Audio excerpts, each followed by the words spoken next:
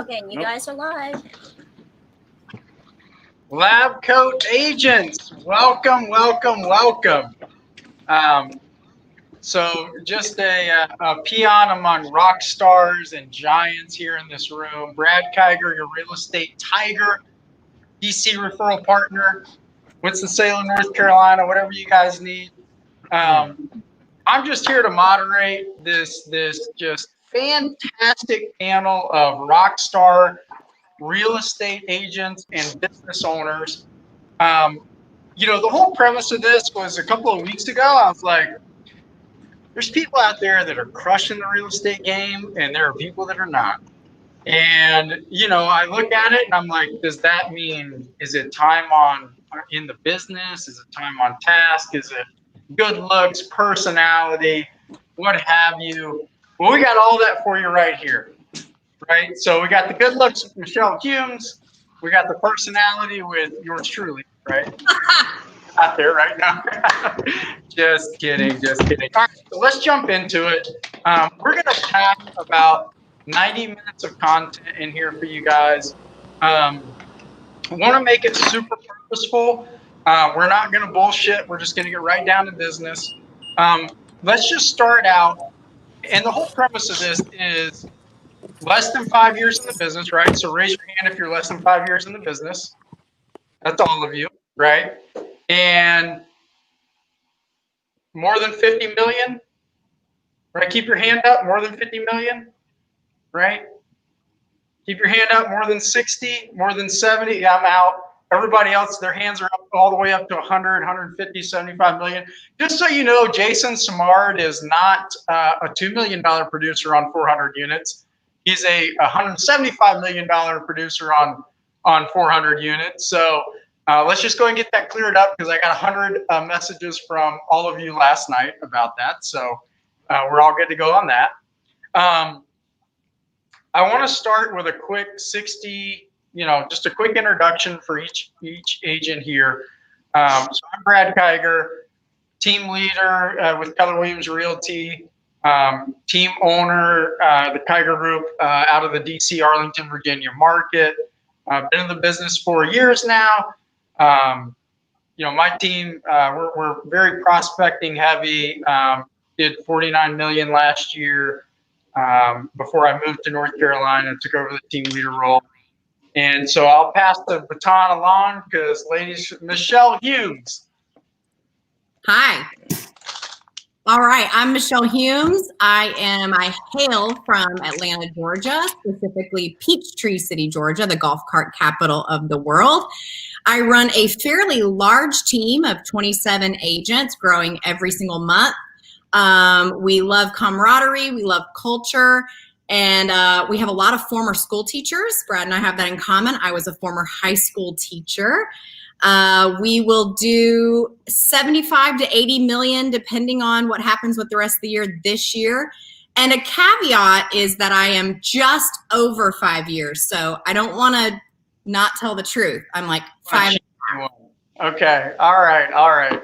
And I'm the girl that got to join. So ladies, girl power, you can do it and have a family and get to be on the boys panel and crush it. So thanks, boys, for having me. Let's go, Michelle Hughes in the house tonight. All right. Well, Harrison, I'm going to let you follow that up. Man, guys, my name's Harrison Lilly. I am from a little town called Monroe, Louisiana. If you think about where I live, think about Duck Dynasty, because that's like all we've got, right? Run a team of 8 agents and a large admin staff. We're very prospecting and ISA heavy. We're on track to do about 365 deals this year. And I am, I guess, about 4.5 years in the business. Awesome. Love it. Average price point about $600-700K down there in Duck Dynasty, or about 180. JK. We've all been on a chat for the last couple of weeks, busting each other up. So, Mr. Shepherdeck down there, Jason, hit us up. What you got? I don't think I can hear. It says on the notes. Oh, okay. Awesome. Ryan Butler, Coalition Properties, my man. And Ryan and I have a fascinating story. We'll get into that some as well. And Jason and I also. So I know, both of those guys were all in the same market. So, Ryan. What's going on? What's going on, guys? Ryan Butler. See, I thought Jason was going, so I threw some in my mouth real quick. Ryan Butler with Coalition Properties, based out of Washington, D.C. Covered the DMV. Sometimes we got to go heads up with Brad Geiger over there, Geiger the Tiger. And my team this year will do about, just like everybody else, will depend on the end of the year, but we're tracking for about 140 million after everything's said and done. That's going to be about 300 total units. Our organization looks like 3 co-founders, team owners, 9 agents, 3 admins, ISA with 2 VAs. So that's what we look like. And our agents can do listings as well. Love it. Mr. Samard. Hey, sorry about the bad reception here. I'm just on the way to getting a flu shot. My wife wouldn't let me get out of it. I tried really hard, and she wears the pants in the house, unfortunately, some days. 100% of the days. Has everybody already gone already? Or Yeah. Hit us up, Jason. We're just give us your quick and dirty. Who are you? Why should we be listening to you today? My name's Jason Smart. I came into the business November 2015. Came in slightly different than most. My goal was to build a business and exit production within 5 years, so I could build a pension plan by creating a coaching company that would fund everybody else that helped me get to this stage in my life. I was pretty blessed. I was able to do it in 3.5 years. And so I'm no longer having to exchange time for money, but what I'm working on now is building other sources of income to really help all of our partners in our companies be successful. And we're on pace to, I think we'll do over 200 million this year in sales and, 2 million GCI. We've never done anything that close. Last year, I think our best year was 257 units. So we did some big things since I stepped out of production, and I'm very blessed and honored to be here. So thanks for having me. Awesome, man. That's an interesting story. I think that's a much different path than what most of us on this call started out initially. My initial goal was to sell three homes, right? Like I got into real estate to sell 3 houses a year so that I could supplement my teaching income, so that I could live the American dream of making 6 figures a year in the most expensive city in America, in Washington, D.C. So fantastic. So love it. Well, I want to jump straight in. So, obviously when you put up numbers like all of you are putting up, right? I hate the word, I almost hate the word team, right? Because people are like, oh, you have a team, you have a team. You have a business, right? Like all of you have businesses, right? Just like the brokerages you're with have their businesses, right? You all have your businesses within that business. So, so I just want to make that clear on the outset for those watching that these people don't have teams, right? They don't just have a collection of agents, because I've talked with all of them, right? Was that a question for me? I'm sorry. No. We don't have, we're not a collection. You don't have collections of agents where you're just like, hey, come work with me, right? You all have businesses, right? Operations people, lead generation systems, models, right? So let's tap into that. So Michelle, what does your organization look like? Okay, so we have grown rapidly actually since COVID started. So a lot of our agents actually just started right when COVID came on the scene. We changed brokerages about a year ago, and since that time, our agent count has tripled. What does it look like? We use Boomtown. We're a Boomtown user. We have quite a bit of sphere and referral business, and we run a 4 full-time staff position, which I find that the hardest part of scaling a business quickly. So I've only had a team for 2.5 years, and to scale quickly and to up the production quickly, it's hard to know when to make that next hire. So we're pretty cautious financially, but at the same time, I never want to hold back our team because we need a second TC or we need weekend phone coverage, that kind of thing. So 4 full-time staff members, 2 about to be 3 full-time ISAs, a courier who we call Granddaddy. He does all of our, he's awesome. He is our go-to for every single package that needs to be delivered, listing, pre-listing package. And what else did you ask me, Brad? Just organization structure, right? Because, you can sell 50, 60 houses a year, as a single agent. You can sell it for probably 70, 80, killing yourself, right? Yep. To get past that and to leverage and to start getting into that business mode, you have to have an organization, right? And I call it a business. I think that people are, team, oh, you have a team, that's how you can do that. Well, yeah, you have a business, right? Like you run a business, you have different people that do different jobs in that business, right?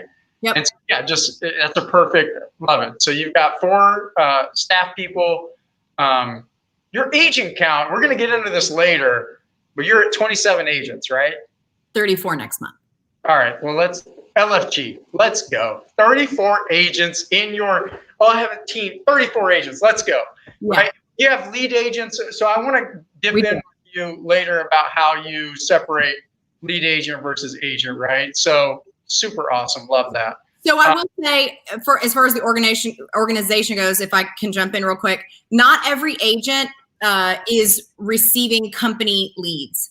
So that is a big distinguishing factor for our team. Some people receive company leads and some people don't. They're still on the team. But, my motto is if somebody wants to come for culture, for community, and they want help on the TC side, the listing manager side, just the whole package of what our team offers, I'm not going to tell them no because they don't want a lead generator prospect 2 or 3 hours a day. That's not made for everybody. But if they're going to bring 10 deals a year to my team or even 5, and they're not a heavy haul on my staff, our staff, all day long, that's a win. You add 20 of those people, we're winning, right? And they bring great energy. They bring great ideas. So that's where our team has succeeded. I know that's not like the typical way to run a business. And I know that like my numbers don't match other people's numbers. And yet at the end of the day, like I'm super comfortable with it. Our team is super comfortable with it. And I want people to know there's a place for everybody because that's what they want. People want to belong to a great culture. They want to belong to a great community. And that's what you find in our organization above anything else. Well, Life by design. Life by design, dude, you hit it right there, nail on the head, is because Michelle, when I see I'm Keller Williams, right? I love Keller Williams. I love our culture. One of the things that, what I would say is a lot of times you feel pressured to build these big businesses and to build these, these huge organizations, right? And, when at the end of the day, sometimes you get a school teacher that just wants to sell 5 houses a year. They're a culture fit, right? Yep. They're gonna love your organization. They're gonna be great stewards for you. From a referral basis, whatnot. So really, what it comes down to is what do the numbers mean to you, right? Like, why do they want to make? My original goal was to sell 3 houses a year, and at the time I was super comfortable selling 3 houses a year because that was going to hit my goal. If someone had just come to me and said, "Hey, you need to sell 12 houses a year," I would have been like, I mean, that's cool, but it doesn't really mean anything to me, So I had to discover that on my own to get to that next, hey, I want to do more. So I love the way that your team is structured, by the way. I've been the opposite with this super small, hey, we're just this high and mighty, and we're kind of moving away from that. We're hey, let's bring on some agents that fit our culture, that love what they do, and that are very service oriented. I love teachers, nurses, and so love what you're doing, Michelle, 100%. Thank you. And let me add one thing to that. I will tell you, the reason I feel so strongly about it is if one person leaves on a really tight team, inevitably that job is being handed back to who? The team leader, right? If a lead listing agent or your number one buyer's agent leaves and they were doing 40, 50 deals a year, what can happen? You're going to feel that. Everybody's going to feel it, and production will suffer because of it. So I just never want to be in that position. I want a lot of people to be trained up, and I want to always be bringing people into the organization and taking market share and sharing my insight into the business and teaching. I got into it to, like you, Brad, make a difference for my family. But what I realized is I could use my teaching experience to actually make a difference for other people. So I appreciate that. And I'm so happy to get to share about it.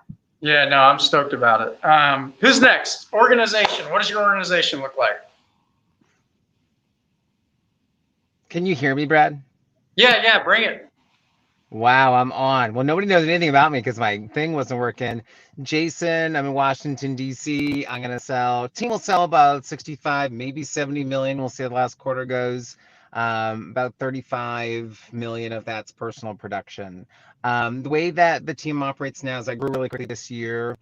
Similar to Michelle is that we've got a broad spectrum of splits and responsibilities we grow.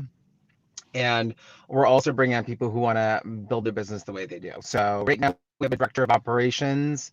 That's a full-time position. That person's in charge of processes, onboarding, marketing initiatives, things of that nature. And then one full-time transaction manager, and that person is in charge of everything from start to finish, including all of the HICRA addendums and the addendums and doing contracts and MLS listings and uploading photos and sorting the photo. Who likes to sort photos? No one likes to sort photos on the MLS. All of those things they own for the team. And then we've also got some auxiliary support structure. For example, like key photographer services and things like that network within our business that create kind of synergy as not an employee of the business, but as a complementary business that operates as a business structure of the team. And then, operationally, we'll bring on agents from anywhere. So at this point, we have 4 agents on the team, and we're looking to bring on a lot of agents. We're looking to be at 15 agents by the end of the year. And similar to Michelle's structure, our goal is to help agents build their individual businesses within our brand, not build our brand with the agent's time. It's kind of a different perspective. Love it. Let's jump into it because I got some questions coming in on Facebook. I'm hearing, what was your first hire? Let's just do it. We got several people on the call, right? Your first hire, was it someone to help you with paperwork? Raise your hand. Right in front of the camera, right? Harrison, what was your first hire? Let's call you out. So I actually did hire an admin first. They turned into a buyer's agent, and I did not have an admin at that time. And so that relationship ended very poorly because I wasn't following the guide. Okay, perfect. So exactly, right? So Harrison, if you had to do it over again, who would your first hire have been? It would have been the admin who I hired later, and then he and I did 91 units together. Yeah. So I also hired a buyer's agent showing assistant first. Huge mistake. And yet you learn by it and you move on. So great. So first hire is someone to leverage the lowest dollar producing activity on your team or in your business, which is paperwork, right? Which is your transaction coordination, listing coordination, et cetera. So that's one of the questions we got. I think that's going to be super valuable for people. Let's jump into lead generation, right? Like, how in the hell do you sell 200 homes, 300, 400 homes, right? Like, where are your leads coming from? And the minute that Ryan Butler says, "Here, I'm gonna send them out of the room." Okay, you can no longer just say, "Hey, I have a lot of friends and family, and I sell them a lot of homes." Go last. You can go last. What's wrong with that? How are you generating leads for your business? I can jump in. I can jump in. So I think that for me, it's like more leads, the better. So from a variety of sources is better. So we actually counted, I think we have 17 total lead sources from the team. The first is kind of like referral buckets. So everyone knows like Home Light and all of these different referral sources. We've actually become really successful with 3 of them. And one of the sources, just like Home Light, will probably produce over 12 million in sales for us just this year. And for me, I'll pay a 30% referral all day long because it costs me $0 for that sale, plus all the auxiliary business from the sale. So I love those resources. And I think my advice to anybody listening who thinks, wow, that seems great, is it's a tremendous amount of work to own one of those resources and rank within their platforms. But when you rank within their platform, It's a huge return. Another good example is Redfin. So we actually became Redfin Premier Agents this year, where we get all of the extra leads that Redfin doesn't have, part of the Redfin portal. That was just 60 days ago. We have 2 million under contract from Redfin leads. It's crazy. We do a lot of mailers. My brokerage offers a lot of brokerage mailer support. We probably send out 4,000 to 5,000 postage mailers every single month. That's going to generate about 6 million in sales. That's actually 5 times return. 5 times return on postage. Old school, baby. Let's go. Let's go. Send out the mailers. I love open houses. Okay. I myself, everybody listening, old school, I am gonna sell like $9 million this year from hosting open houses. And that's listings. That's listings. And I'll end with this because I can go on about all my lead sources. We have so many amazing agents to share. I'm just sharing my top 3. I had this awesome listing, $840,000 listing. My market's in DC, it's more expensive. I have 3 listing appointments from my open house. 1 signed buyer agreement and 1 buyer appointment, which I'm hosting, from 2 open houses, everybody. Well, we're gonna circle. Well, Jason's an alien, right? So I'm not even gonna get into Jason's deal. Jason, what are your like top? I love the referral sources that you don't have to pay money for, like Zillow, right? So you named HomeLight. What are the other ones? Where should we be finding these leads? Because they're agent referrals, right? 25, 30%, whatever. You don't pay for them up front. Yeah, you got Agent Machine is another big one. UpNest is another big one. I don't like UpNest as much because you got to compete with other agents. You got Veterans United Realty, which is VA based, are some really good go-tos to start with. Those are probably our top ones, to be honest. And then Redfin, that's new. That's another referral based. It's been awesome. Love it. Thanks, Jason. Appreciate it. We'll circle back. Yeah. All right. So I love the jump on with the leads that come in that you don't pay for, that you pay referrals on the back end. It's a win-win. You just pay for them when they close, especially in a higher price market because the commission's more, right? So love it. Sending out old school mail, like nothing new there. Open houses, just doing the work. And I'm sure that you've got great scripts and dialogues at those open houses. You just don't tell people to sign in and kick rocks, right? You're not reading the newspaper. Perfect. So let's move on. Who else? Other than that, how are you generating leads to close 200 deals a month? Well, 200 deals a month, that'll be the next one 5 years from now that we all do, right? 200 deals a year, right?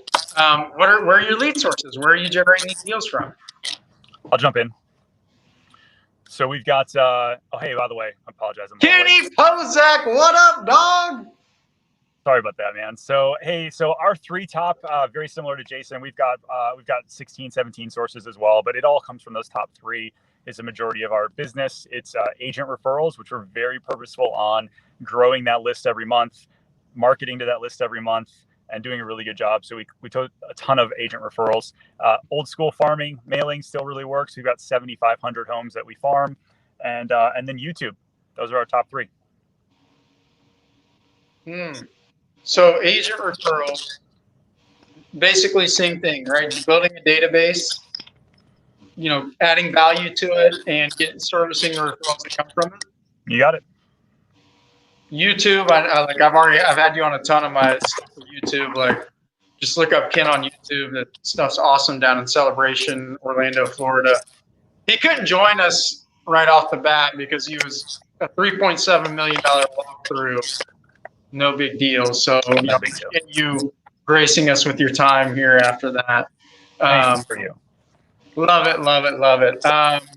Last one being mail, right? So I think mail, I love that everyone so far has touched on mail because I think when I look at it, I see that in everyone's marketing, even though it's old school, right? But old school stuff works. It's just been around for years, right? Do it. All right, next. Who else do we have? How are you generating leads? 200 deals a year that doesn't fall out of the sky. Ryan Butler. How do you do it? you want me to talk about my sphere? Yeah, now, I want to hear about your parties and all the shit that I don't get invited to. Hey man, you're always invited. You just down in North Carolina right now. That's all. So yeah, man, we get about 95% of our business from referrals, and those referrals are either from our sphere or from agent-to-agent referrals. So if you want to talk about the three kind of places where you get businesses, sphere-related referrals, past clients, and referrals, is agent-to-agent referrals, and it's we're slowly treading in the cold calling. So we got Isaiah doing expires FISBOs and such. If we want to spend time on like where we get it from the sphere base, I always say we're an events-based company. Like we host events, and they're like, I know. Really, they're a lot. Never been invited, but they look super fun. They're a lot, man. They're a lot. I mean, we'll have 300 people come to our events, and we pull out the red carpet for them, our past clients, because we love on them and they love on us. So, that's the crux of it. But to be honest with you, man, I think like I was thinking about what you said, like when you said it's like, where does it come from, and how is it coming from the sky, if you will? And I think a lot of that has to do with the fact that we have a really, really, really clear mission. Like our mission, vision, values are like very, like super clear. Everybody on the team can tell you.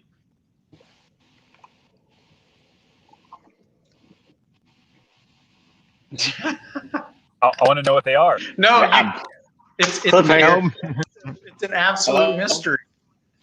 It's an Coalition Properties to be able to find it out. While he's muted, I'm honestly gonna say, like I've heard this spiel before, and it's like He's back. It makes all of us want to go reevaluate our businesses. No, go ahead, Ryan. Other than getting a better internet connection. Yeah, I'm here. No, that's a call came in. Sorry, I told him no.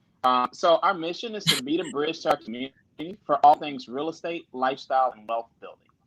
And so, like, it's very super crystal clear, and you see that in everything that we do. And honestly, people are attracted to it. Like, we attract business because we do that.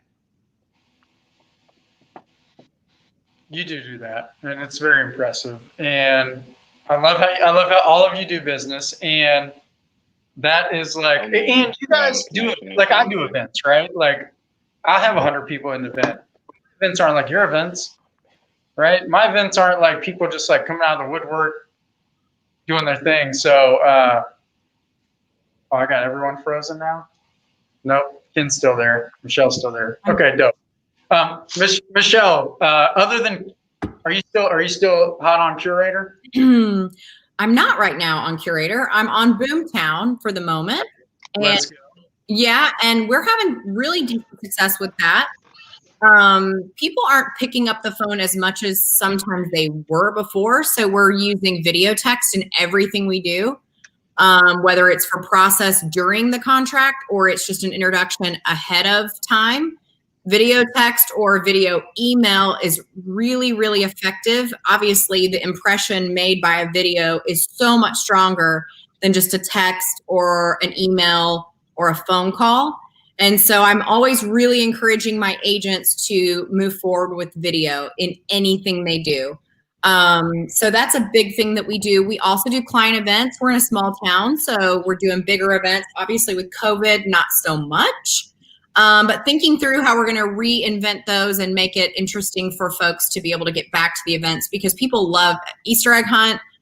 We do a big Christmas party. We do, we've done a lot of different things that have been very successful. The business started with just my sphere. I had never paid for anything, so I didn't really even know how to do that and stumble my way through building a team. I hear all of these other great things that you guys do in your lead sources. I don't have a lot of those. And so I'm not certain sometimes how we have the numbers that we have, but I do know we do a ton of referrals, and having more agent count obviously lends itself to every agent bringing a certain amount of deals to the table. And so it's growing from there. Love it. And it is growing for sure. Oh, We're going to double next year, but we're not to that point yet. Are we talking about that yet? Not yet. Okay, just relax. I know I sent you the questions ahead of time, but not everyone else has had. I'm muting myself. I'm going to mute myself so you don't have to mute me. Wait, she got the questions ahead of time. What the heck? Yeah, Ken. They were in the chat if you would look at the chat. Okay. I was the girl that got You guys are blowing invited. me. I'm selling real estate over here. I didn't have Jesus. I was Sorry. Ken's putting Right, all right. 7 million on, folks. Don't worry about Ken. Yeah. Yeah, and he's lost 100 pounds, and he's got a 6-pack, and his wife. Anyway, Harrison, Lily, What's what up? is going on with lead gen? And so I want you to talk about. So you were with the brokerage, you went independent, and now you're doing your own thing. So what does that look like for lead generation for really your business? Yeah, so the lead gen hadn't changed at all. Brokers don't make you, you make yourself. Independent's been a great thing for us. So our lead gen levers, we're really, really heavy into prospecting. So we have an OSA dedicated to withdrawals, expireds, FISBOs, and then circle dialing whenever we don't have that other inventory because we are in a small market. Does a great job. Sets probably, I would say 30 to 45 listings on average per year. And then, obviously sets more appointments, but that's what we're getting from that. And then we have a dedicated ISA, and we're generating about 1,000 internet leads or more per month. We use Commissions Inc. And we switched over from, oh Lord, what was that other thing called? It was cheaper. It was like $300 a month. It was awesome. Sierra? Real Geeks. Okay. Yeah. And so we switched over because we needed something way more robust as we grew. It was a great CRM for a 150 unit team. Wasn't that great for a 300 plus unit team. Having great success with that. Lots under contract so far, millions. And then we have a database manager. Her job is to, as we get the closings, we fill out these information sheets. She inputs them, puts them on the drip, and we make sure that we're keeping up with our clients, doing invites to events, doing whatever we can to stay in their face and stay top of mind for the agent referral so that we can feed that business back to our buyer's agents. And then, of course, that was probably our biggest one is ISA, OSA, and database. But of course, we expect our agents to lead generate. We try to coach them into being really effective into their sphere and, using social media correctly. And then hopefully we feed them the rest. Love it. So a nice balance, which I think is super important on teams, is to, not just have lead receivers and not just have lead generators, but having a mixture of both where they're getting theirs and you're teaching them, right? You're not just like, hey, go do, like get your people to send your referrals. You're teaching them how to do that and providing them with some extra biz as well, back end support, et cetera, right? So Absolutely. Dude, what are you guys mailing, right? I got some questions firing in here. So what are you mailing to? You just sending just listed, just sold? What are we doing with mailers?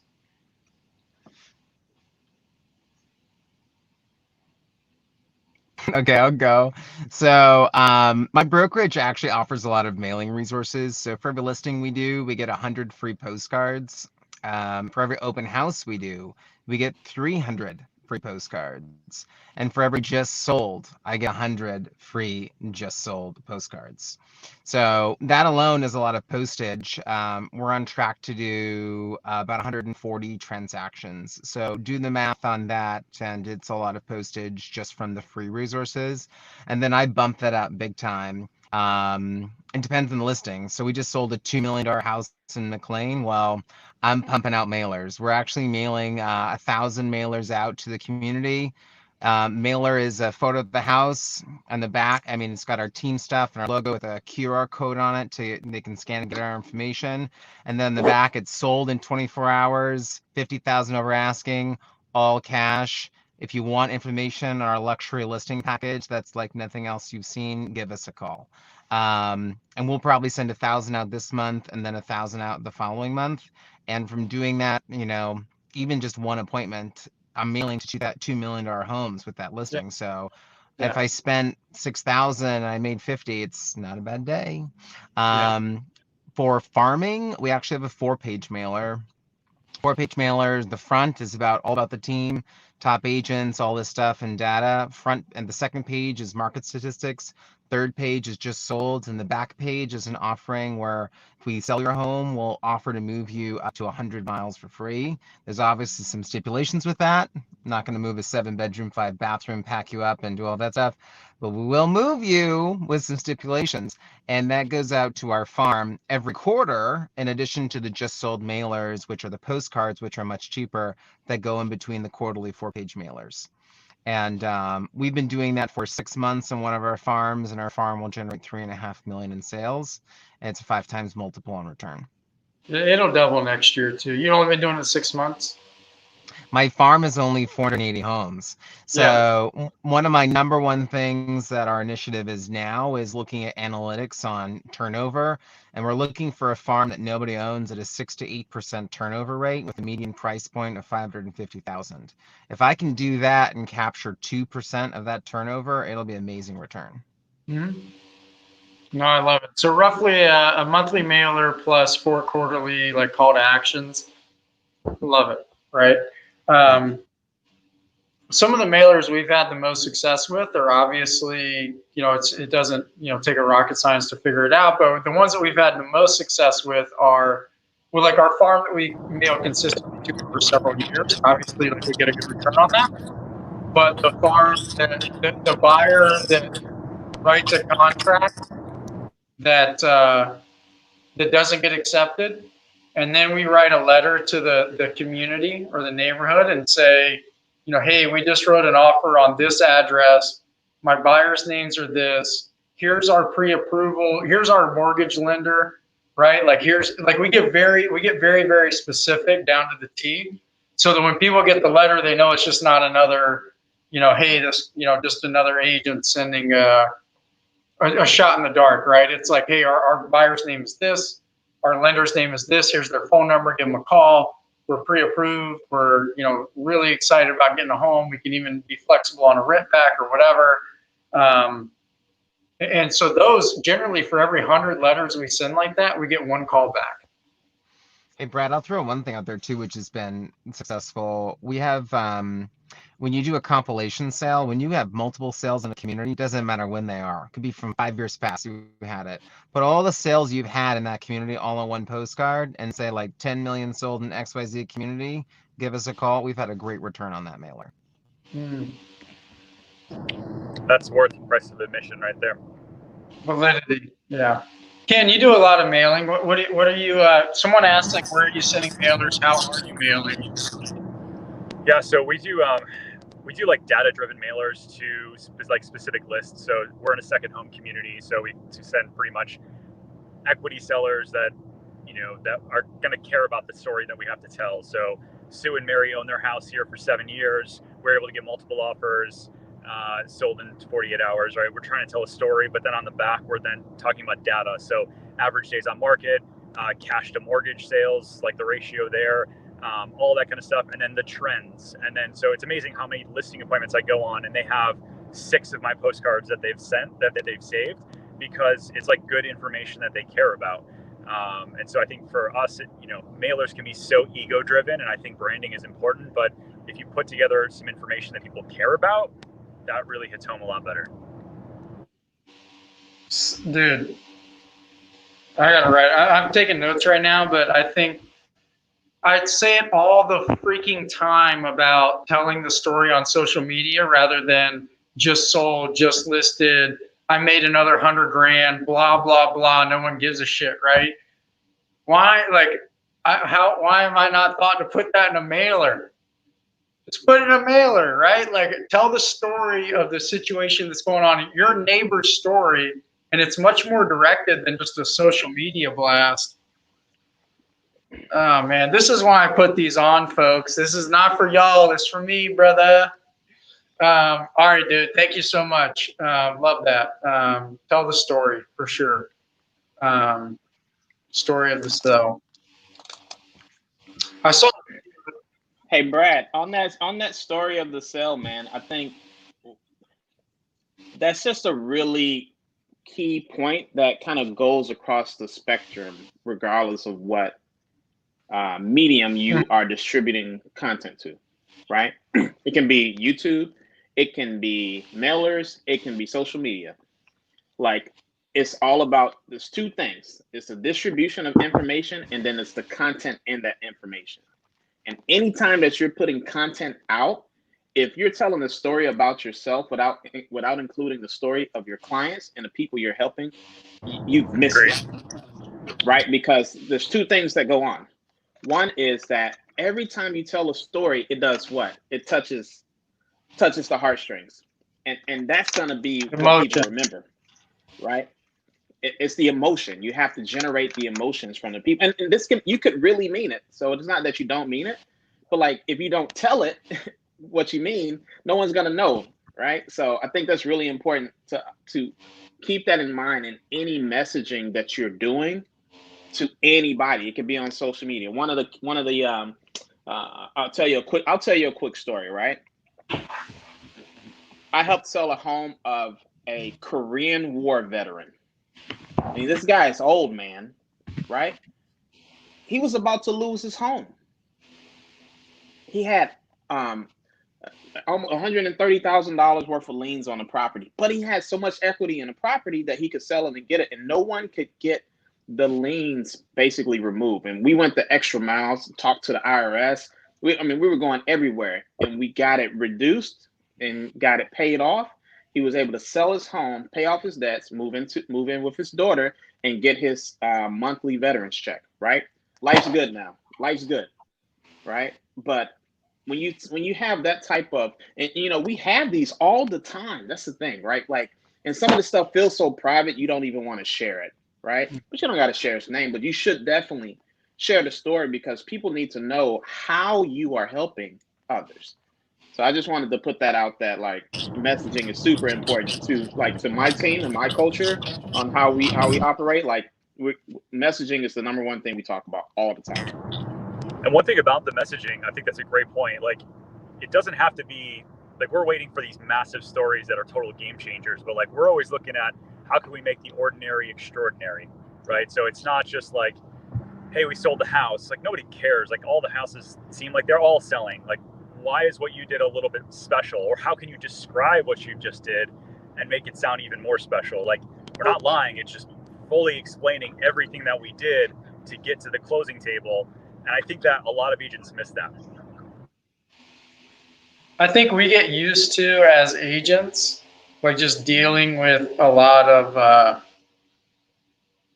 just a lot of stuff, right? Like, we just deal with it, and we just and the more deals you do, you're like, you tell a new agent that story and they're like, oh my God. And you're like, just doing a deal. I just got that done. That's what I do.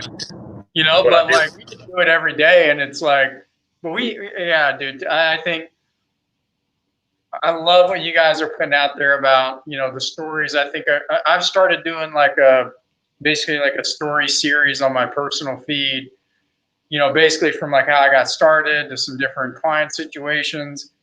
And not only have I had a lot of agents and other people, family members reach out, I've gotten a couple of leads off of it. It wasn't the goal with it. It was just kind of to be like, hey, this is, this is where I'm at, this is where I'm going. And these are some things that have happened. And, I'm not using, like you said, Ryan, you don't want to be like, hey, so-and-so, was in a really hard spot and I helped them do X, Y, and Z. Like, it's not making it about you. It's just sharing that story for other people to be able to inspire to. Right. And so love that. Awesome, man. So that takes us off of that. Let's see. So let's take a little, let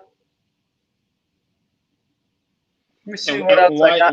While you're doing that, Brad, I'll just say add one more thing to that in the messaging. And what Brad's been doing has been awesome. And what's so powerful about it is the authenticity of it. Like, with your messaging, being authentic with it to yourself is super powerful.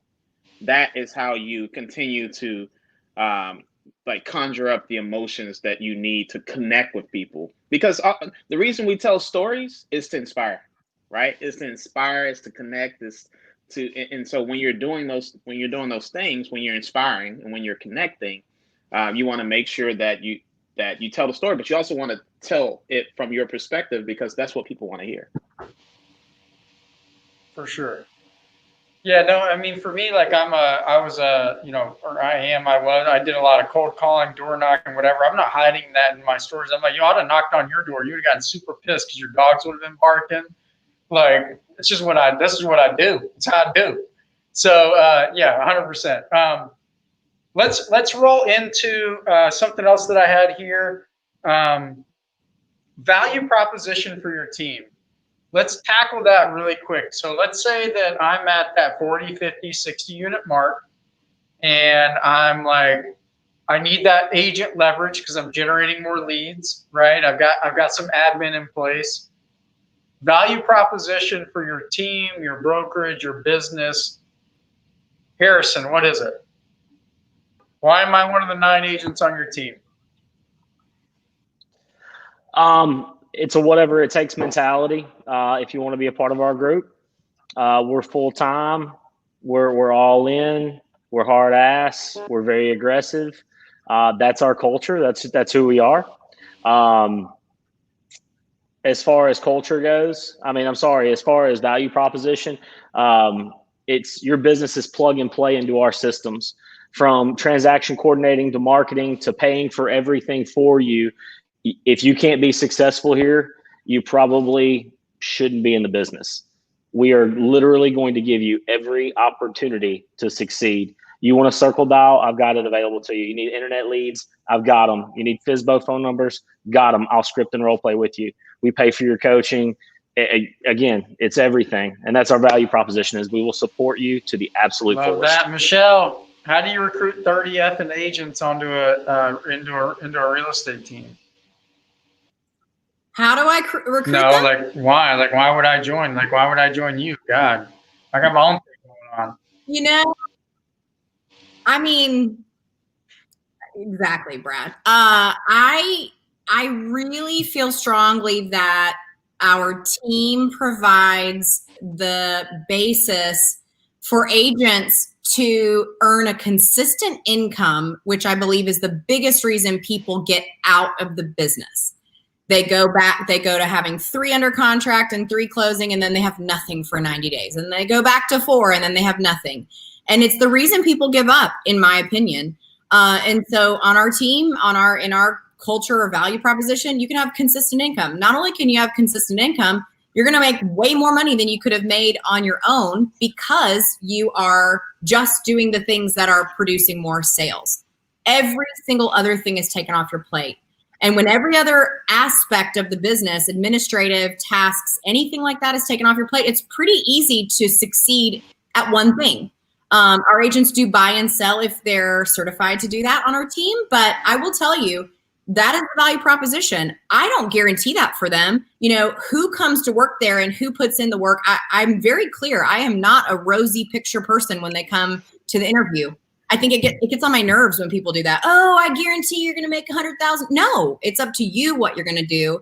I just guarantee I'm going to provide the resources and every opportunity, including my coaching, mentorship, a whole slew of lead agents that have been making multiple 6-figure incomes for as long as the team has been around. And I guarantee you that you will have access to them and me. And so it's up to the agent if they succeed or not. And I will tell you, we've had decent success with them staying because of that, because they have access to people that think bigger, people that are thinking long term. I tell people, we're looking for people who want to be in business with us long term. That is one of the biggest caveats of teams, is that 18 to 24 months, people they go through the cycle, they get a little bit of success, and then they bust out and they're gone. And, you know, that's not really fun as a team leader, because you've poured into people, you're making sure that they are, you know, learning, that they're succeeding, and then they leave. Do I want people to succeed? Of course, but I want people to stay long-term. And so I'm from day one telling them my expectation, 45 days from now, you're writing a contract. Because if I tell them 6 months from now, you're going to write a contract, like a lot of brokers do, they say, oh, you're not going to succeed right away. It'll be a while. You know, most people don't sell a house within a year. What are they going to do? They're going to sell a house within a year. I tell them, hey, 30 to 45 days in the market we're in right now, I'm going to see you writing a contract. What do people do? Oh, got to write a contract. So I will tell you, like, we are very proactive. We're very fast moving. My value proposition could be different from today than it is tomorrow, but I can tell you we're people oriented, and we're into seeing people succeed at a higher level than they could on their own, more money than they could on their own, and staying there a long time. And that has proven to be decently successful in however many months we've been at it, 30 months. I'm gonna get my wife in here right now. I'm moving to Atlanta. Do it. Let's go. Atlanta. Can I put my name on here? How do I make this name Hot Lana? No, you can't. I didn't allow it. Sorry. I'm sorry. I'll mute myself. All right, value prop. Why am I joining the team? Who else? I'll go. So we kind of create a culture of it's coaching systems. Lastly, it's leads, but our culture is like personal and professional development. So we do book club together. We're constantly looking to crush goals personally and professionally. And the average person on my team makes over $100,000. So that's taking me out of production, and still everybody's crushing it. And so everybody on the team becomes a superstar. That's kind of our goal. And so for us, coaching, culture, systems, leads. That's it. All right, well, I'm moving to Orlando next. Can I interview? Well, mine is you can come to my dope parties. How about that, Brad? How about y'all on boats and shit? Just to be honest. I kind of want to know what these parties are all about. I can't even get a T-shirt. I've been asking for a coalition T-shirt for 12 years. I mailed you yours. You got it yet? I got your address. He said, "What are you stalking me?" I said, "No, I'm gonna give you some TKG swag, homie. Like, hit me up with some of that coalition stuff." I got you, bro. I got you. I'll say, like, everyone says culture, and I think culture is super important. It is the number one, like, desire for us. I always think carrot sticks. Our culture is always kind of the front end of what we lead with. And what I mean by that is we operate. I'll tell you two things. We operate as a team versus a group, even though we're called Coalition Properties Group. But a lot of the people on my team are either former athletes, right? Most of them are collegiate athletes. I mean, even the leadership, 2 football, 1 basketball. That's the men and the women. Or they just been in high pressure situations, huh? Badminton for Ryan.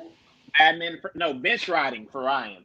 But I did play college football on the Bride and the Pine. And so a lot of that is 2 things what I was looking for. People who are aggressive, people who are good with high pressure situations. Like, we got people who are cops, we got people who are athletes, like people who are good in like high pressure situations, and people who enjoy being on the team.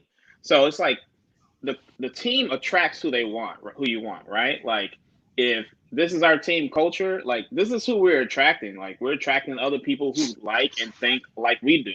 We also have it where even in our vocabulary, the words that we use, it's like, listen, you're not our agents, you're an agent partner. You have your own business, and we want to help you grow your business. And we want to help you grow both personally and professionally. And what I mean by that is, like, for example, right now we had a Pacific Institute. They came in and they're doing personal development with our team, mindset shifting, those types of things. Like, we bring in the type of people that we want, both for ourselves and for the rest of our team members. And then we have an elite level operations team. And we have an elite level operations team. They're paid well, 401ks, profit share. Like, they get the things that a lot of other people, can't do because they're earlier in their business and whatnot. And because they're getting all those things, they'll never leave. They love us, and we love them. So like, the culture of having like an elite level operations team, to me, is the first and foremost. Like, if you don't have that, other agents, when they come, you can coach them up, but man, what keeps them there, like what gets them there, is going to be different than what keeps them there. I guess that's the point I'm trying to make. Like the culture can bring them in, and what's going to keep them there is make sure it's like, I don't want to go have to do that again. Like that thing that your team is doing for them, like transaction coordination, listing coordination, marketing. My team also gives appointments, like just straight up give appointments. And my team also gives clients, meaning we've already gone on the appointment. The client has already been secured and they're ready to go out showing properties, right? So we guarantee that you're going to get some of those on our team. Curious, Ryan, do you have different splits on your team for people like handoff clients, appointments? Yeah, it's all versus based sphere? on the appointment. Who generated the appointment, who converted the appointment, and who closed the appointment. That's how you get paid. And who serviced? Is that like a fourth level? What's that? It's like who generated, who converted, meaning who got the client to sign the agreement, right? And then closed the appointment, meaning like, you know, or service the lead. Okay. Yeah. Nice. I guess I'm last, everybody. So my team is called the Shepherd. First time in your life. Yeah, so my team's called the Shepherd Homes Group, and we base it off of the principles of a shepherd. And a shepherd to us was somebody who embolized a person who sacrificed their life to guide and protect others. So that's really what our team is founded on. And that's the culture that I think is established really clearly within the team. And I think that's why we've attracted some really core, amazing people. The other thing that's interesting about the team is we have a lot of people who do real estate part-time, but are very successful. The fun fact about myself is that I'm also a full-time store manager for Target. So, surprise. I work 50 hours a week as a full-time. So nuts. Yeah. So, I mean, $65 million a year in sales while working a full-time job. You know, obviously we have systems in place that allow me to do that very successfully. And there's a huge sale on that. But most importantly, besides those facts, one thing that I've prided myself on is that we have established a team and a really amazing brand in our market where we help establish businesses for our agents. So, for example, when they get a listing, it's the Shepherd Homes Group sign, but it's call Judy. She's the one getting the leads from the business that she's generating. And that's also on the leads I give my team. So if I give a lead to my team, and if it's a listing lead, and they generate 50 leads off that listing, that's on their personal split, not on the team split. So we're empowering them to take action on their own businesses with the generation of their own business. It's not all team leads. It's not all Shepherd Homes Group. It's us establishing a brand that they can work within, a team that they can work within with team resources. I think that's a really important differentiating factor in our market. We also have a split structure. I mean, so we have incentives on volume. So as you increase volume, you reduce the commission split with the team. I think people really resonate with that. In addition to also the resources that we provide. So as you do more business, you get a lot more resources, including the quality of leads that you attain. So our top 2 agents who are producing the most are getting those high quality leads. Yeah, we're buying Zillow leads. They're super expensive. Realtor.com leads, super expensive. And they're getting those in addition to the things that we provide. I just thought it was Shepherd Homes Group because no one could pronounce your last name. That's so funny. So originally I was like, do I do what everybody else does and like Shepherd Act Group? I'm like, well, Shepherd Act kind of sucks as a name. So that's where it started. But after a while, I mean, the meaning of the shepherd meant a lot. Some biblical references and other things that are true to who I am. Yeah, and it resonates. So we like it. Yeah, dude, what you've done in the last couple of years. I know Jason and Ryan personally, and Ryan and I we're having, we started at the same time. We're having coffee together, sharing notes. Whenever we both sold 10 homes, trying to figure out the world. And Jason, I met in Bold the first time I went through Bold. First or second time I went through Bold, I met Jason when he was working as like an ISA. He was like, well, I'm a store manager at Target. And then I followed up with it. I've been watching him online. I'm like, are you still doing that? And he's like, yep. And I'm like, bro, you're still just like You're like, give me this $200K salary. Let me take this $65 million business. You're just grabbing it all, man. So, dude, kudos, love it. So we talked a lot about direct mail and mail in general. I personally mail every expired in FSBO. That's probably my highest return on mail, because I have a mail for expired in FSBO. One other thing that I do is that I mail Facebook, right? Like I see that I'm not going to do this for Ryan because Ryan didn't even invite me to his client events. But let's say that Ryan was someone that did invite me to his client events, and I saw that Ryan had a birthday, right? I go in, I set up like a nice little card. I send Ryan some brownies, right? Let's say that like Jason's getting his anniversary, and he takes a picture with his beautiful bride and his anniversary. I snap that pic off Facebook. I put a card together. I drop some brownies to him. I say, hey man, congrats on the anniversary, right? So I do like a lot of opportunistic mailers that I get a lot of response from, where people are like real crafty, love that. They hit me back, right? So I do all that through AM cards. We're going to take like a 5-minute little segue from our mastermind, and then we'll wrap up with final thoughts, about 20, 30 minutes. Curtis, AM cards, what's up, brother? There we go. Hey, everybody. Thank you so much, Brad, for the opportunity, for inviting me on. For those of you guys that don't know what AM cards is, AM stands for Appreciation Marketing, based off of the book I wrote called Appreciation Marketing, How to Achieve Greatness Through Gratitude.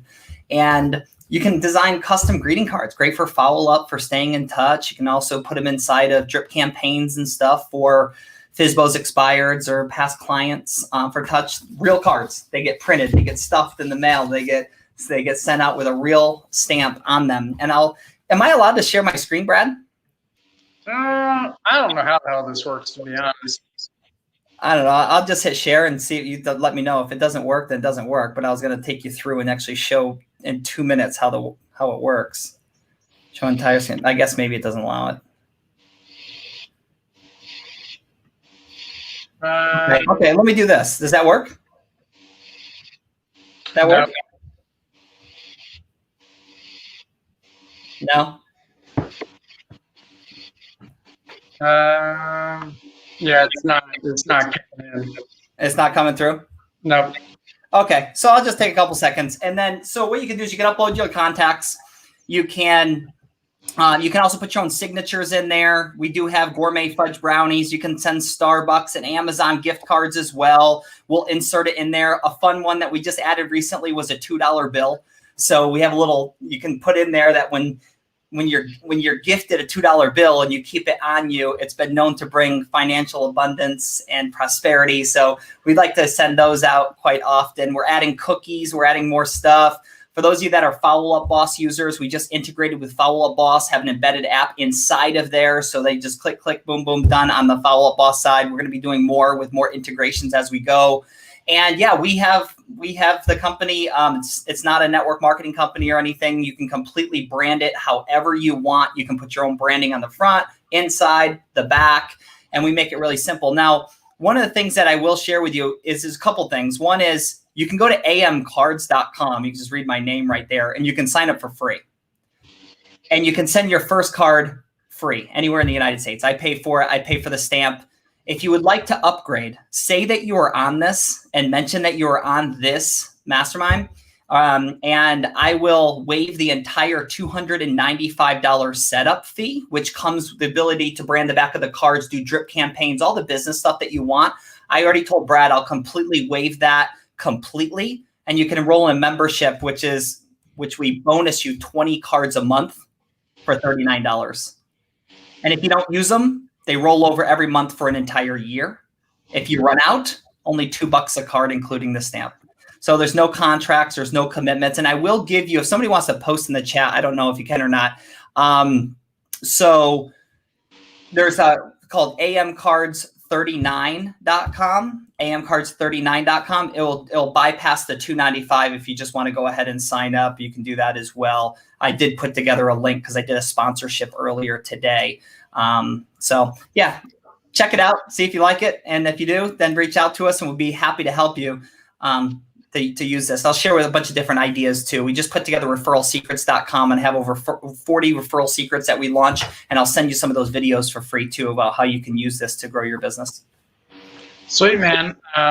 We're sending right at 1,000 cards a month. Past clients, anniversaries, happy birthday. Like, it's super easy. It's the only one that I actually will go in and like send a card myself. So, no, man, it's been awesome. Appreciate you. And if anybody wants to sign up, it's amcards39.com. You can fire out cards for, you can use my templates because Curtis makes those available if you want to. And then if you want to use the ones they have, have at it. It's a really good service to stay top of mind. Absolutely. Well, thank you so much for the opportunity. I appreciate it. And I'm gonna stay on here for a little while. You guys are awesome. Yeah, man. I know I'm super great. So thank you. All right. Brad pretty much carries us. Yeah, I mean, you always have to have that guy, right? That guy. So let's jump into. So we've talked about lead generation, right? Which is like, of course, everyone wants to know like how the hell do you sell that many houses, right? Some of the like team value proposition stuff. What's next, right? Like, let's say 3-5 years down the line. Like we're like, because you get to this like, like, I don't know what your goals were, right? I can speak for all of you. My goal is like eventually to sell 100 homes in a year, right? And you feel like an astronaut that goes to the moon. You sell the houses, you buy a house, you buy a nice house, you have a nice car. Like, what's next? Like, what keeps driving you to like, or is there a next, right? Or are you just comfortable like kind of riding it out and doing what you're doing? Making really good money, or like what's the next phase in your business, right? Because we all have businesses. So I'd love to hear what's next. Yeah, so I can definitely hop in on this one because this is something that I have a passion for. I don't know about these ladies and gentlemen that are with me, but I have lost the high of sales. Like, I close a deal and the only thing I'm happy about is for the client. The commission check doesn't matter to me anymore. The getting to the closing table for me isn't like this elusive experience. I've been there hundreds of times. My goal in real estate has transferred from production because that comes naturally now by doing the activities. And it's become more about changing the lives of those in our organization and those that do business with us. You said something so money right there. What was that? Man, I can't say that again, man. You said production doesn't matter because it comes from what? It comes from the activity. It comes from doing the activities, right? There's a checklist for that. If you make the phone calls and you do the activities daily, the production comes naturally. Even a low-level talent agent, someone who wasn't naturally gifted to speak to people and connect with people, if they make enough phone calls, they will have some success.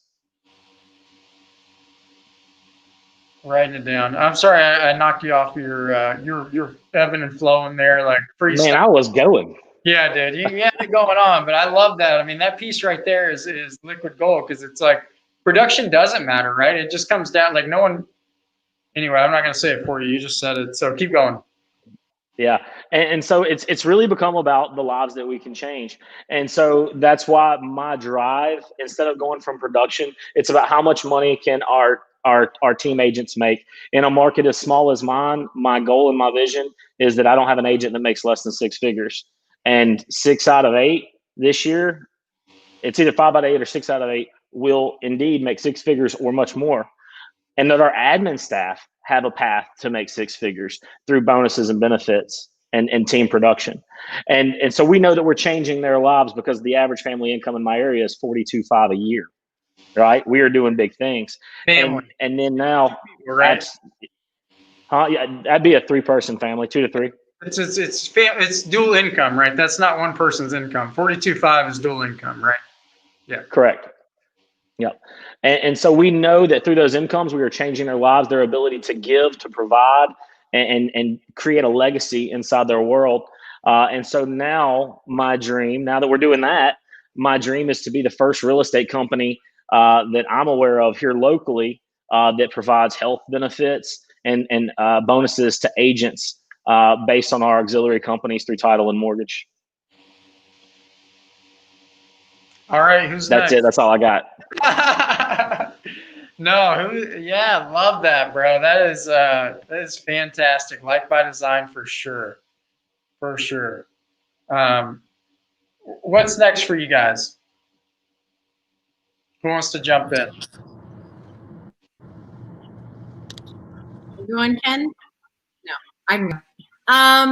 You know, when I think about what I get up for every day, because we all know if you've started a team or if you're pretty deep into running a team, it can just be overwhelming. And so what I remind myself every day of is I'm in the human resource, human development, human attraction, human behavior business.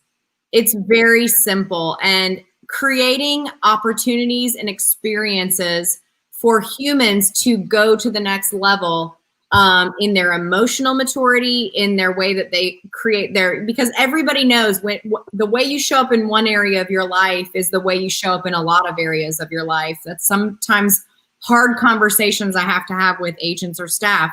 And yet at the end of the day, if you're willing to have those kinds of conversations and you're willing to have that kind of high level accountability, humans can just do amazing things. And that's probably the driving now. Do we get weighed down in certain things that happen in the development of our business in a day-to-day,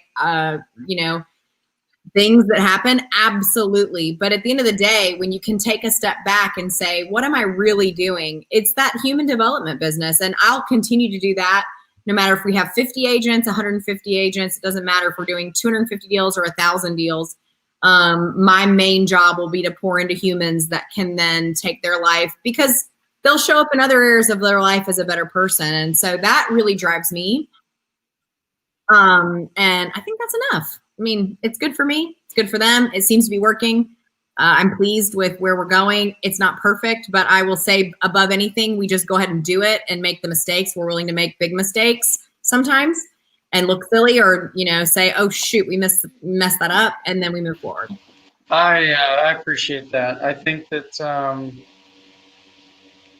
the human capital, like the human development, right? Like, who else can I impact? Like that was a question that was dropped on me because I got very complacent in like what I was doing, because it was like, my original goal was to sell 3 homes, and then I wanted to have a child, right?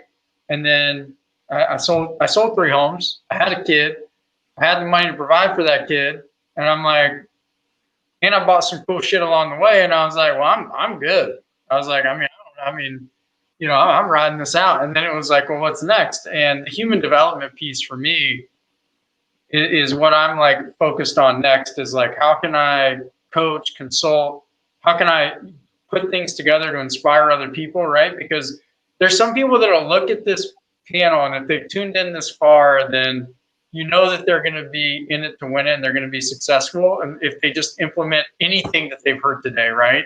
And if nothing else, and they get some inspiration and some like mindset shift from it, is that, who could you impact? Who could carry that torch forward? Like, how could you, I went from school teacher to, real estate agent, to running a brokerage with 185 people, to team leader. It's like the whole gamut of it is, well, at the end of the day, like, how does it make you better as a person, right? Because I can be a baller business person, but how does that make me better with my family?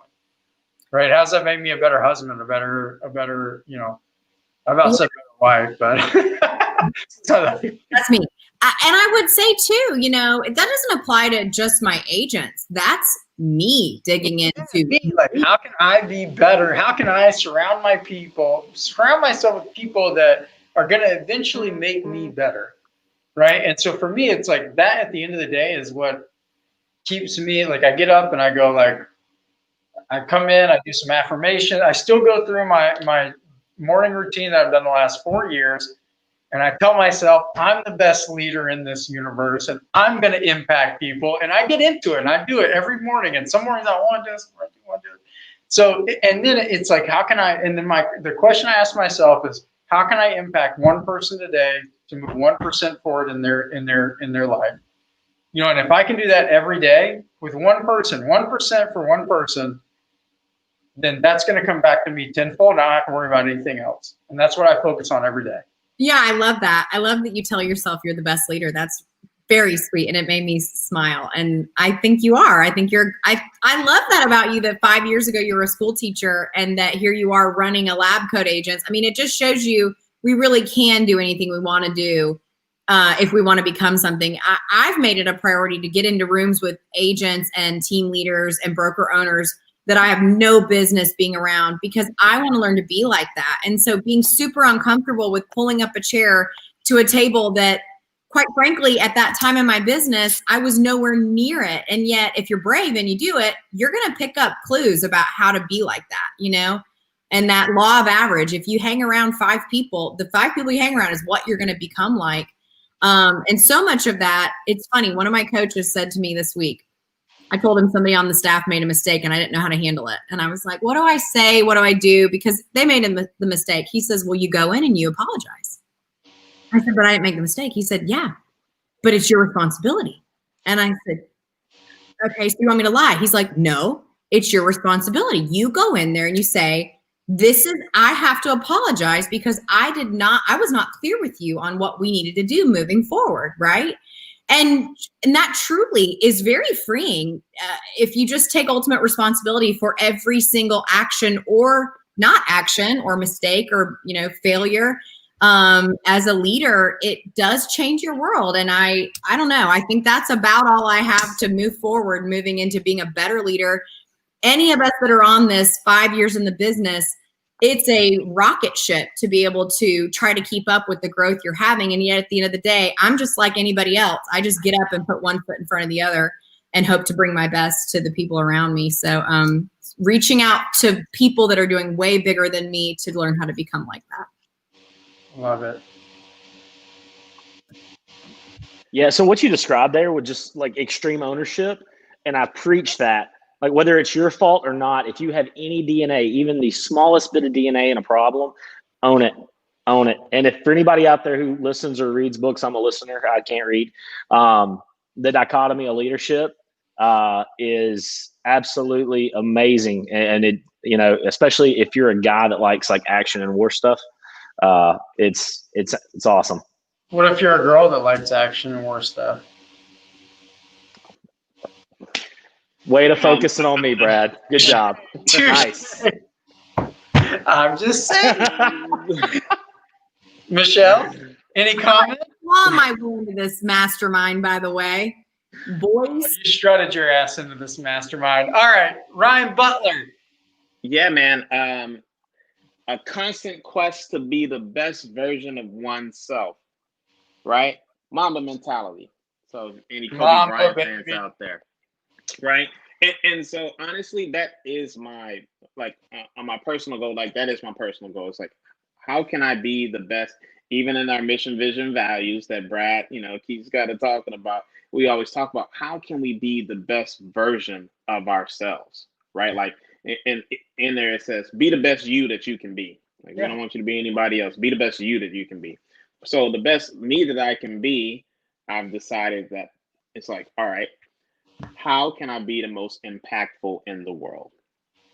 Like, that's the question that I'm constantly asking myself to get an answer. So I kind of deduce an answer. That answer is, to be the most impactful, I have to do the 2 most impactful things in the world. And that is to inspire people and to create opportunities for people. Those are the 2 most impactful things that you can do, in my opinion, in this world, right? And because that allows you to touch so many more people. So my job, my goal is every day be the best me that I can be. So when I go out, I can inspire and impact more people. That means that my company has to be, we have really large goals and visions for the company, because that's going to allow me to inspire and to create more opportunities for people. I can't do that if it's just me on a small version. Not what I'm trying to do anyway. You can do it in some, if you can do that in a myriad of different ways. But if I'm going to do it with real estate being one of those pillars, it has to be a really large organization. So, because honestly, my life is super simple. Like, I mean, I like wearing like kids or wearing like it's really simple clothes. I got 3 pair of shoes, right? Like I don't even Brad I think when we met, Brad had on a suit and I kind of came in kind of what I came in, right? Like like that's just always been me. My team laughs at me because it's like you might see Ryan laying down on a pillow when you're talking to him or something. It's because I'm thinking. But anyways, it's about creating the opportunity. So what does that look like when we put a pen to paper specifically for coalition properties? We said that in 5 years we do 1,000 units a year. Like if you want a number or something like that, right? But that's not the end. Like that's just something to put there to make me think about how can I again be the best version of myself. So to get there, yeah. No, I love that. Yeah, and again, like. I think what's really important is that you didn't hear one person put out a production goal, right? Harrison didn't put out a production goal. Michelle didn't. Ryan didn't. I will. I mean, I'd love to sell 1,000 homes. That means that, right? But like, no one led with production, right? They led with their mission, right? 5 years from now, my mission is to X, Y, and Z, right? So, what I would encourage everyone to do is, what is your mission? Like, what are you passionate about? Right? Like what's going to get you up early, keep you up late? Right? And if it's not real estate, what is it? Right? Because at the end of the day, real estate is it's one vehicle to achieve goals, to make your dreams happen. Right? And if that's not what you're passionate about, then find what it is. Right? And so, I want to close out, right? Because I know, all you fantastic people got lovely things to do tonight. One mistake let's say if you had to do it over again, what would you have done differently? The last 5 years, other than Ryan, who would have done nothing different, he'd be right where he's at. For the rest of us, right? If you had one thing to do over, what would you have done differently? I would have joined the team. I'm not even lying. I honestly would have joined the team. Ryan's team. Huh? Can I join your team? If you'd like to, sure. I like you. I like you. No, but seriously, I would have joined the team, man. It would have like cut so much learning down. Like everybody wants to go and do it themselves, and that's great. But like, remember, you're a business owner, so you can get into relationship with a team as your own business. And then if you decide to depart, you can do that as well. I probably would have cut down a lot of mistakes if I found like a really nice team and got to it. Yeah, but I want to give you the short. Go ahead. What? Your team you didn't exist 5 years ago, so who do we have joined? Still waiting on an invite to one of those parties. All right, Harrison. Yeah, so to give you the short version, like I love what Ryan said, and if somebody had spelled out a value proposition of a team to me when I started, I probably would have drooled all over it because I did not start out naturally in this business. I didn't sell a house for my first 8 months.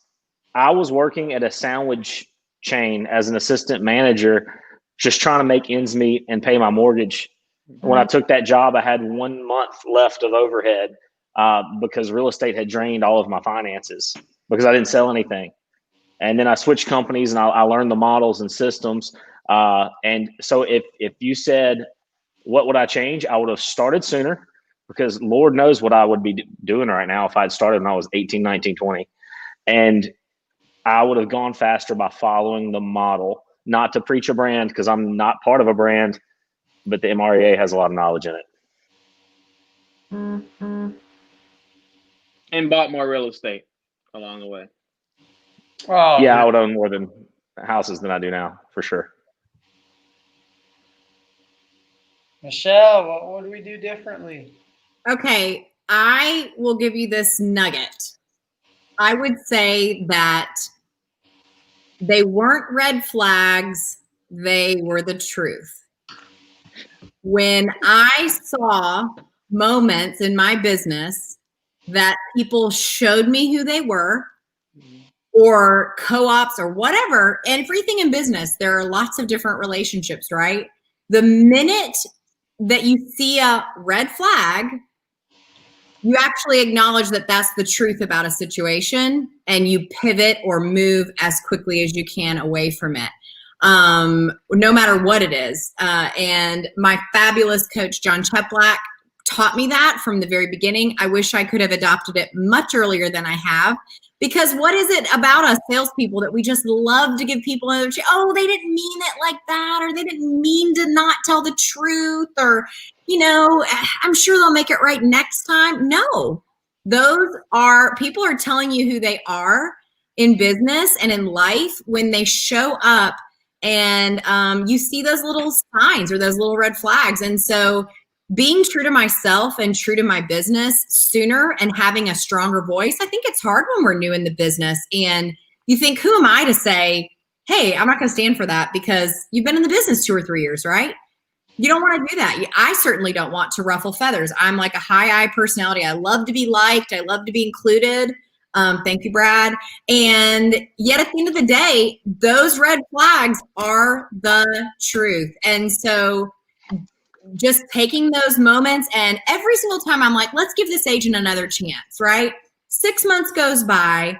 We go through this and this and this and this. And I think to myself, see, if I just listened the first time that happened, we wouldn't be in this situation. Cutting it sooner than later. And I don't mean just agents. I mean, in every aspect of the business, being ruthless in the boundaries and accountability, learning how to do that. And I guarantee I'm still learning every single day how to do that, because it's uncomfortable. But doing that is a game changer in business, in my opinion. Ruthless and boundaries and accountability. I'm going to get a new canvas printed back here.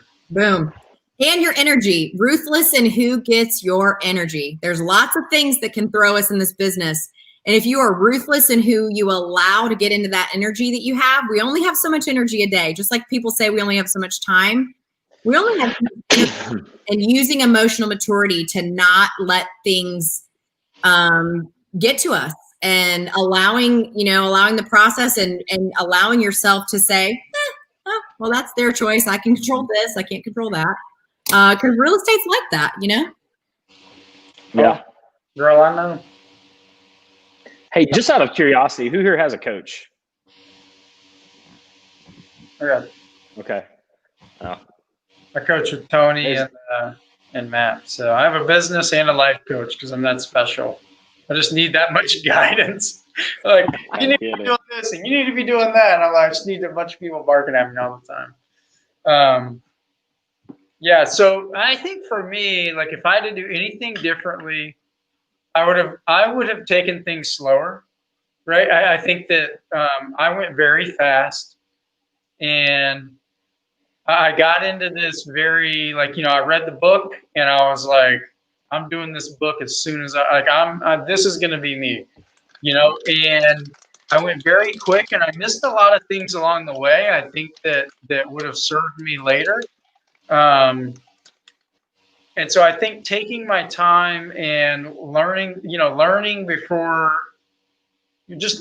as I went, and taking my time in building what I was building and getting clear on the things that I wanted. And, the hardest thing for me was my very first, my second admin was a young lady that was a fantastic person, right? Like, loved her, still love her, great energy, like, super great person. Was not the right person for the role, but because she said, hey, because I threw out an ad and she said, hey, I'll help you. And I didn't follow any type of model towards that hiring process. I brought her on. She was there for 3 months. She quit her job she was with me. And then, I had to go after 6 months and sit down with her and let her go. She's crying, I'm crying. And it's my fault at the end of the day. Like, that was my fault, because I put her in a situation where she couldn't succeed. And I didn't and if I knew what I knew now, I probably could have given her the right tools and resources, and she would have been great. But now, at the time, I didn't have them. And so I think that, that for me is quickly as I've grown and progressed, taking it slower, learning systems and models, because I had a period in my business where, I made, first year I did 400K in GCI, I made 325. Next year I did 750 in GCI and I made 125. So I had these growing pains, and those aren't growing pains. It's just a bunch of dumbass stuff, right? Like at the end of the day, it's just like just doing too much dumb stuff. But I grew a lot, but I went backwards a lot, and then I learned from it, and then I kept moving forward. But I wish I had kind of pumped the brakes and slowed it down a little bit, and not for like a smell the roses kind of thing, but just for like people's well-being kind of thing. Like, hey, like just relax. I'm going to be in this business for a long time. Let's build it the right way systematically, because the curve should look like a hockey stick, right? It shouldn't be all the way up, right? And so, well, Brad, just to give it a little grace there, Brad, I did go by the book and took my time hiring, and I still screwed it up. So that doesn't necessarily mean that like going slow doesn't mean you're gonna still do it right. Like in the end, we're still learning, we're still human, we still have to do things that are gonna be uncomfortable for us, and we might not really see what we have to do until we've been in it with the sharks or done whatever we needed to do to get the feedback that we needed. Love it. All right, folks. Harrison out of Monroe, Louisiana. Hit him up with your referrals. Ryan Butler in the greater Washington, D.C. area. Michelle Hughes serving that hot Atlanta market. Stick around. We got 5 p.m. We got labs coming up. Harrison, just pour me a glass of that as well while you're going. Is that a little Gold Scout? All right. What was that? It's a barrel pick. It's going to be awesome. Super grateful. I know everybody else is watching this too, and love you guys, love your businesses, and love chatting with you and getting to know you all. And onward, folks. Let's go. Let's go. Hey, I got one last thing before we go. So I always end my meetings with my team with a little, if you act enthusiastic. How many, you've all been through Old School Bold. We all love Mo Anderson, right? Let's put one in here. Let's put one in here. If you act enthusiastic, you will be enthusiastic. Let's go. Let's go. Let's go. I yelled that at my database person the other day in the office. Love some Mo Anderson. Y'all take care, man. Good to see y'all. Cheers. All right, guys. Thanks, guys. See ya. Appreciate it. Thank you. It was fun. Bye-bye.